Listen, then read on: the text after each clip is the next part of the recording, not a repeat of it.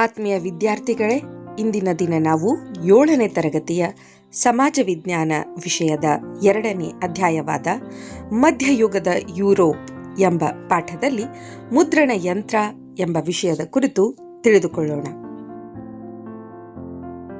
ಹಾಗಿದ್ರೆ ಮಕ್ಕಳೇ, ಈಗ ನೀವು ನೋಡ್ತಾ ಇರುವಂತಹ ಚಿತ್ರನೇ ಮುದ್ರಣ ಯಂತ್ರದ್ದು. ಅಲ್ಲ ವಿದ್ಯಾರ್ಥಿಗಳೇ, ಟೀಚರು ಯಾವುದೋ ಹಳೆಯ ಯಂತ್ರದ ಚಿತ್ರವನ್ನು ತೋರಿಸಿ ಮುದ್ರಣ ಯಂತ್ರ ಅಂತ ಇದ್ದಾರೆ ಅಂದ್ಕೊಳ್ತಾ ಇದ್ದೀರಾ? ಖಂಡಿತ ಇಲ್ಲ ಮಕ್ಕಳೇ. 15ನೇ ಶತಮಾನದಲ್ಲಿ ಮೊಟ್ಟ ಮೊದಲ ಬಾರಿಗೆ ಕಂಡುಹಿಡಿಯಲಾದಂತಹ ಮುದ್ರಣ ಯಂತ್ರದ ಚಿತ್ರವೇ ಇದಾಗಿದೆ. ಹಾಗಿದ್ರೆ ಮುದ್ರಣ ಯಂತ್ರ ಕಂಡು ಹಿಡಿಯೋದಕ್ಕಿಂತ ಮೊದಲು ಪುಸ್ತಕಗಳು ಹೇಗೆ ಮುದ್ರಿತಗೊಳ್ತಾ ಇದ್ವು ಅಂತ ಅನ್ಕೊಂಡ್ರಾ?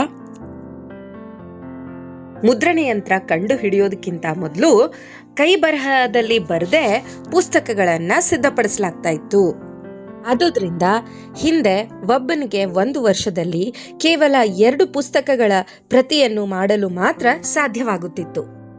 15ನೇ ಶತಮಾನದಲ್ಲಿ ಕಂಡುಹಿಡಿಯಲಾದ ಮುದ್ರಣ ಯಂತ್ರ ಜ್ಞಾನ ಪ್ರಸಾರ ಕ್ಷೇತ್ರದಲ್ಲಿ ಕ್ರಾಂತಿಕಾರಿ ಬದಲಾವಣೆಗಳನ್ನೇ ತಂದಿತು.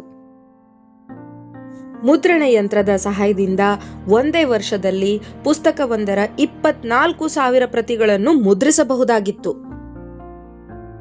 ಮುದ್ರಿತ ಪುಸ್ತಕಗಳ ಬೆಲೆ ಕಡಿಮೆಗೊಂಡು ಅವುಗಳಿಗೆ ಬೇಡಿಕೆ ಹೆಚ್ಚಾಯಿತು. ಮುದ್ರಣವು ಕೈ ಬರಹಕ್ಕಿಂತ ಹೆಚ್ಚು ಸ್ಪಷ್ಟವೂ ಸುಂದರವೂ ಆಯಿತು. ಓದುವ ಆಸಕ್ತಿ ಇದ್ದವರೆಲ್ಲರಿಗೂ ಸುಲಭವಾಗಿ ಪ್ರತಿಗಳು ದೊರೆಯುವಂತಾಯಿತು.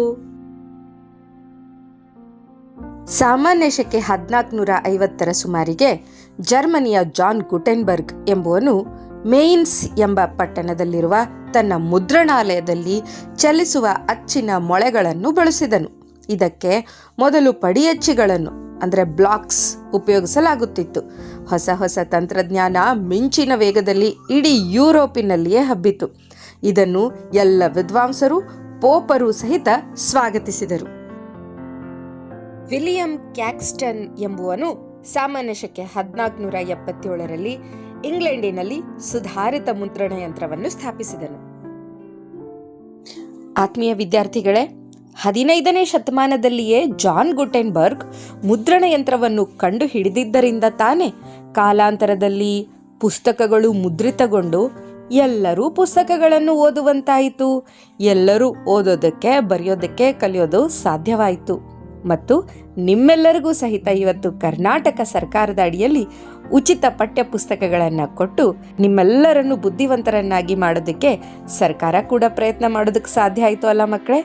ಈ ಮೂಲಕ ನಾವೆಲ್ಲರೂ ಜಾನ್ ಗುಟೆನ್ಬರ್ಗ್ ಅವರಿಗೆ ಧನ್ಯವಾದ ಹೇಳಲೇಬೇಕು ಅಲ್ವಾ? ಮುದ್ರಣ ಯಂತ್ರ ಒಂದು ಆವಿಷ್ಕಾರಿ ಸಂಶೋಧನೆ ಆಯಿತು ಅನ್ನೋದ್ರಲ್ಲಿ 2 ಮಾತಿಲ್ಲ. ಸೊ ನೀವೆಲ್ಲರೂ ಮುದ್ರಣ ಯಂತ್ರದ ಬಗ್ಗೆ ವಿವರವಾಗಿ ತಿಳಿದುಕೊಂಡ್ರಿ ಅಂತ ಭಾವಿಸ್ತೀನಿ. ಧನ್ಯವಾದಗಳು.